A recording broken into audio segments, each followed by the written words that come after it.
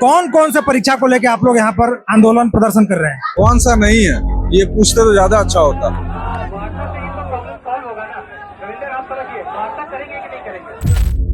सरकार बोलती है कि मेरा पेपर लीक नहीं हुई है, आप सीटी बेच दे रहे हो। सोचिए, सीआईडी ये एजेंसी, ये तंत्र इनका, सारा टेक्नोलॉजी इनकी, और आउटपुट कौन दे रहा है? कर्नाटक बैठा हुआ इंसान। आप फ्यूचर बेच रहे हैं एक तरह से स्टूडेंट्स के लिए ना। सरकार अगर मान लेती तो ईगो ना हट हो जाता, इसलिए ईगो में आकर वो मानी नहीं है। 500 मीटर की दूरी होगी मुख्यमंत्री आवास के यहाँ से, इसी कमरे से बाहर वो निकलना नहीं चाह रहे हैं। दूध के रखवाले के लिए बिल्ली को दे देंगे तो दूध मेरा बच पाएगा।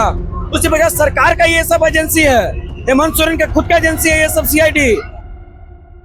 गलती किन की है? इन्वेस्टिगेशन एजेंसी की। उन्होंने सारे साक्ष्य छिपाए आनंद फानंद में। बताइए, कंडीशनल ज्वाइनिंग कहीं सुना आपने? सीबीआई जांच बैठाइए और जितना भी सच्ची हो, कुछ भी हो, जो भी अधिकारी इसमें संलिप्त तो उसको फांसी से नीचे सजा मत दीजिए। मेरी मांग यही है, अभय तिवारी जैसे बहुत सारे लोग हैं जो अंदर, वो अपना तो नौकरी किया, साथ साथ अपनी पत्नी का नौकरी दिलवाया, अपना भाई का नौकरी दिलवाया, भाई की पत्नी का नौकरी दिलवाया, और न जाने कितना युवाओं को कितना पकड़ पकड़ के सेटिंग गेटिंग कैसे घुसाने काम किया, जैसे जेल में अभय तिवारी।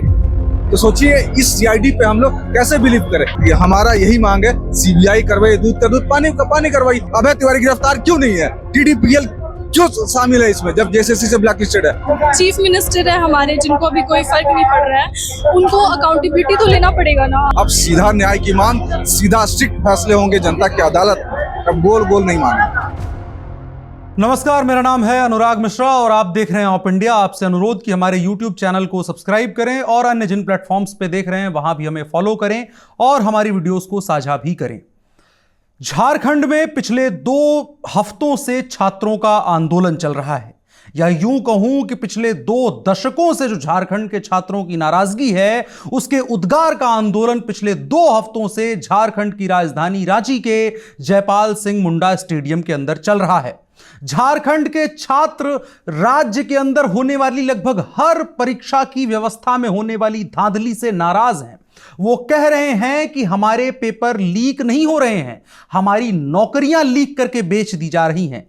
एक व्यक्ति है जो पिछले कुछ वर्षों के अंदर 1 दर्जन से ज्यादा पेपरों को न सिर्फ लीक करवाता है बल्कि उसमें खुद को क्वालिफाई करवा करके बाकी लोगों के सामने कहता है कि मुझे 25 लाख रुपए दो तो मैं वीडियो तुम्हें बनवा दूंगा, 1.5 करोड़ दो तो मैं डीएसपी बनवा दूंगा, और इसके अलावा हर नौकरी का रेट कार्ड लिए बाजार में घूम रहा है और उसको पकड़ने वाला कोई नहीं है। आप इस रिपोर्ट के माध्यम से इन छात्रों की आवाजों को सुनिए और समझिए कि कैसी है उनकी पीड़ा, क्या है उनके मुद्दे और वो क्या चाहते हैं कि सरकार की तरफ से उनके लिए किस तरह का हल निकाला जाए। जो अब एग्जाम हुआ है जेपीएससी और जेएसएससी में, बहुत सारे एग्जाम में धांधली हुई है। जेपीएससी में तो साफ तौर पे धांधली हुई है, और दूसरा बड़ा एग्जाम, सबसे बड़ा स्कैम जेएसएससी सीजीएल में हुआ है। आप बताइए, एक तरफ से सरकार बोलती है कि मेरा पेपर लीक नहीं हुई है, हाईकोर्ट से सीआईडी की तरफ से बोला जाता है कि फ्यू क्वेश्चन मैच किया जाए, लेकिन फ्यू क्वेश्चन नहीं 120 क्वेश्चन मैच किया गया था। उसके बाद भी सरकार मानने के लिए तैयार नहीं है। सरकार अगर मान लेती तो ईगो ना हट हो जाता, इसलिए ईगो में आकर वो मानी नहीं है। और जब आप एक तरह से सरकार बोलती है कि पेपर लीक नहीं हुई है, या अभय तिवारी जैसा राक्षस कहाँ से पैदा ले लिया? प्रोटेस्ट होना चाहिए, और यहाँ की जो गवर्नमेंट है, एजुकेशन मिनिस्टर है और जो चीफ मिनिस्टर है हमारे, जिनको अभी कोई फर्क नहीं पड़ रहा है, उनको अकाउंटेबिलिटी तो लेना पड़ेगा ना। आप एजुकेशन सिस्टम सुधारिए तभी, क्योंकि यहाँ पे हम जानते हैं मेजोरिटी जो हम स्टूडेंट्स हैं वो मिडिल क्लास फैमिली से आते हैं, पुअर फैमिली से आते हैं, जिनके पास सिर्फ सिविल सर्विसेज बहुत ज्यादा पैसा लगाकर प्राइवेट इंस्टीट्यूशन अफोर्ड नहीं कर सकते, तो उनके पास एक यही ऑप्शन बचता है कि वो सिविल सर्विसेज में जाए। अब यहाँ पे भी हर बार धांधली होती है, आप सीटी बेच दे रहे हो, ये कहाँ का जस्टिस है? बोलते हैं कि दूसरे स्टेट में पेपर लीक होता है, झारखंड में सीटी बिक जाती है। सीटी बिक जाती है, हाँ, दूसरे स्टेट में सिर्फ पेपर लीक का प्रॉब्लम है, लेकिन झारखंड में आप सीटी बेच दे रहे हैं। 25 लाख हो गया, बीडीओसीओ का 1 करोड़ आसपास हो गया, 90 लाख से कोई मतलब आप दाम लगा रहे हैं, आप फ्यूचर बेच रहे हैं एक तरह से स्टूडेंट्स के लिए ना। कौन कौन से परीक्षा को लेके आप लोग यहाँ पर आंदोलन प्रदर्शन कर रहे हैं? कौन सा नहीं है, ये पूछते तो ज्यादा अच्छा होता। जब मांग पत्र बना रहे थे तो लिस्टिंग स्टार्ट हुआ, जेपीएससी से स्टार्ट हुआ, एफआरओ से हुआ, एफएसओ से हुआ, और ना जाने पिछले 5-10 साल में कितने सारे एग्जाम्स आ गए। जेएसएससी पे आते हैं, सीजीएल से स्टार्ट हुआ, उत्पाद सिपाही, पीजीटी, लैब असिस्टेंट, म्युनिसिपल, इतना मांग हो गया कि समस्या इतनी हुई कि हम लोग सोच नहीं पाते क्या रखें क्या नहीं रखें। जंतर मंतर के बाद ये बड़ा प्रोटेस्ट हो गया झारखंड में। जंतर मंतर के बाद सबसे बड़ा प्रोटेस्ट अभी सबसे ज्यादा चर्चे झारखंड ही है पूरे ओवरऑल इंडिया में देखा जाए तो, क्योंकि यहाँ के जो एजुकेशन सिस्टम ऐसा नहीं कि पहली बार हुआ है तो पहली बार स्टूडेंट्स आ रहे, काफी टाइम प्रोटेस्ट हुआ है लेकिन उतना इफेक्टिव नहीं रहा। लेकिन जब से जंतर मंतर का प्रोटेस्ट स्टार्ट हुआ है उसके बाद से ये देखा जा रहा है कि काफी जितने भी स्टेट्स है वहाँ पे प्रोटेस्ट काफी ज्यादा बढ़ते जा रहे हैं इस चीज को लेकर। तो यही है कि यहाँ पे जो भी पेपर लीक्स होते हैं, जैसे JPSC हो गया, JSSC हो गया, SSC एग्जाम्स है, तो वो सारे एग्जाम्स में ऐसा नहीं है जब से एग्जाम बना है तब से कंटिन्यूअस हो रही है पेपर लीक, कोई नई बात नहीं है। ठीक है, देखिए सर, समस्या कहाँ पे? अभय तिवारी जब से गिरफ्तार हुआ है, अभय तिवारी कहाँ का अधिकारी? JSSC CGL में सिलेक्टेड अधिकारी है, TDPL कंपनी JPSC से मैं मानता हूँ। लेकिन मेरा सवाल ये है कि जब आप इन्वेस्टिगेशन एजेंसी SIT को अपना गठन किए थे, वो सो रही थी। संध्या रानी मेहता के 120 आंसर जो एक्सेप्टेंस है नेपाल वालों का, वो उनको नहीं दिख रहा था। मैटर क्या है ना, 100 जो नेपाल पढ़ने गए थे 28 लोग, ठीक है, उसमें से 10 लोगों का सिलेक्शन है, इनका सीट अभी भी रिजर्व रखा गया है, जांच के बाद उनकी ज्वाइनिंग होगी। लेकिन बाकी जो 18 है उनका पेपर 3 चेक किया गया। हमारा आरोप किस पे है? पेपर 3 पे है। उनका पेपर 3 चेक किया गया नहीं, ये कह दिया गया 50% जो है पेपर 1 पे सफल रेशियो है, सफलता का रेशियो 50% है। तो मेरा यही कहना था, हमारा एलिगेशन पेपर 3 पे, तो उनका वो चेक होना चाहिए था। 135 आंसर एक्सेप्ट किया गया, 135 आंसर टोटल मिले थे, 120 आंसर उसमें से सही पाए गए। लेकिन इसी को जब कोर्ट में हम लोग चैलेंज कर रहे थे, हम लोग इसका रेफरेंस दिए थे, जब पता चला सरकार को, आनंद फान में SIT का पूरा मेंबर चेंज कर दिया गया और उस पूरे जो केस जारी है उसको हटा दिया गया। लास्ट में 66 आंसर का थ्योरी आया, उन्होंने इस बात को प्रूफ कर दिया कि ये गेस आंसर है। 150 में 66 आंसर गेस करना SSC CGL के पेपर से कौन से रामानुजम पैदा हुए हैं भाई साहब? हमने तो एक बार, मैं तो कहता हूँ जज साहब आप भी एक बार ये गेस पेपर लगाइए और कोई भी रामानुजम को बुलाइए। वो 160 में से और 21 आंसर जो थे मैथ्स के, तो उसमें 19 सही पाए गए। मैथ्स कैसे डिजिट के साथ गेस हो सकता है भैया? वहां जो हमने एविडेंस दिया था उसमें नन ऑफ दीज आंसर तक लिखा हुआ था। ये वाले क्वेश्चंस का आंसर नन ऑफ दीज मारना है, क्वेश्चन में लिखा हुआ है। मैंने सारा सच कोर्ट को दिया। कोर्ट की गलती नहीं है, गलती किन की है? इन्वेस्टिगेशन एजेंसी की। उन्होंने सारे साक्ष्य छिपाए आनंद फानन में। बताइए, कंडीशनल ज्वाइनिंग कहीं सुना आपने? कंडीशनल ज्वाइनिंग इनको दिया गया है। ये मतलब बहुत बड़ा ये साजिश है। 8 दिन हो गया आंदोलन का, 29 तारीख से चल रहा है यहाँ पर। कब तक आंदोलन चलेगा? सरकार तो सुन नहीं रही है कुछ खास। पिछले 26 सालों से चल रहा है, 8 दिन चली गया तो क्या हो गया? 500 मीटर की दूरी होगी मुख्यमंत्री आवास की। यहाँ से आवाज यहाँ से भी वहां नहीं पहुंच पा रही है। अगर माइक से जोर से चिल्लाए हेमंत दा, वहां भी आवाज चली जाएगी, लेकिन वो यहाँ तक इसी कमरे से बाहर वो निकलना नहीं चाह रहे हैं। अगर नहीं आवाज जा रही है फिर शर्म की बात है। आवाज तो जानी चाहिए ना, पूरा दुनिया को आवाज जा रहा है, लेकिन हेमंत सोरेन को अगर आवाज नहीं जा रहा है फिर बहुत बड़ा प्रॉब्लम है। अगर मुख्यमंत्री आपका वीडियो देख रहे हैं तो मुख्यमंत्री से क्या कहना चाहेंगे? देखना ही चाहिए। अगर अभी भी देखने की क्षमता नहीं है फिर वो ज्ञान चक्षु खोलना पड़ेगा। ये एगिटेशन बहुत बड़ा हो चुका है, बहुत आक्रोश है बच्चों में। तो मैं आपसे यही निवेदन करता हूँ, देखिए सर, हम लोग किसी पार्टी किसी पॉलिटिक्स से नहीं है, शुद्ध छात्रों की मांग है। जो भी विसंगतियां हुई हैं, हो सकता है आपको पर्दे के पीछे रखा गया होगा, आपको जानकारी पूरी नहीं होगी, तो आकर के एक बार हमारे रिप्रेजेंटेटिव से संवाद करें और संवाद होने के बाद जो भी सॉल्यूशन होगा उससे बात की जाएगी। यही मेरी मांग है उनसे। छात्रों का आरोप यह है कि CID जो यहां पर बनाई जा रही है वो वक्त वक्त पर अलग अलग सुविधाओं के अनुसार अपने तथ्य पेश करती है, जिसकी वजह से जो छात्रों के साथ न्याय होना चाहिए वो नहीं हो रहा है। पिछले 2 हफ्तों से ये छात्र राज्य के मुख्यमंत्री हेमंत सोरेन के आवास से महज 500 मीटर दूर जयपाल सिंह मुंडा स्टेडियम के अंदर बैठ करके अपनी आवाज सरकार तक पहुंचाना चाह रहे हैं, लेकिन सरकार नहीं सुन रही है। सरकार नहीं सुन रही है उन आदिवासी छात्रों की वेदना को, जिनके मुद्दे के आधार पर पूरे झारखंड के अंदर चुनाव होते हैं और आकर के मुख्यमंत्री आवास के अंदर एक नेता बैठ जाता है। मेरी मांग यही है, अभय तिवारी जैसे बहुत सारे लोग हैं जो अंदर, हम पहले से हम लोग आवाज उठा रहे थे, जांच कर रही थी एजेंसी, यहाँ पे CID रेड मार दी JPSC में। कहा JSSC से स्पेशल मोहब्बत है क्या? एक बताइए, ये तो JSSC CGL का मामला हो गया, अभी जो FRO ACF और JPSC का एग्जाम हुआ है उसको लेकर क्यों विवाद है?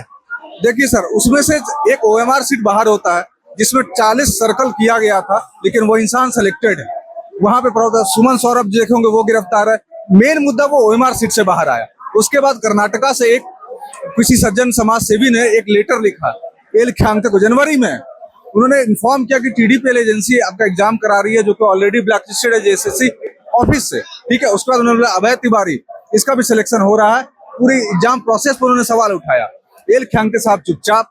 फिर उन्होंने एसएसपी को ज्ञापन सौंपा, उसके बाद मुख्यमंत्री आवास को सौंपा, फाइनली राज्यपाल को जब सौंपा गया तब फिर हड़कंप मचना चालू हुआ और रेड पे रेड उसी का आउटपुट है। 6 महीने बाद आपको होश टूटता है रेड मारने का। उसके बाद शिवशंकर शर्मा ने इस पे फिर संज्ञान लेते हुए सभी लोगों को ज्ञापन सौंपा, तब जाके 6 महीने बाद इनको सोचिए सीआईडी ये एजेंसी ये तंत्र इनका सारा टेक्नोलॉजी इनकी और आउटपुट कौन दे रहा है? कर्नाटक में बैठा हुआ इंसान। तो सोचिए इस सीआईडी पे हम लोग कैसे बिलीव करें।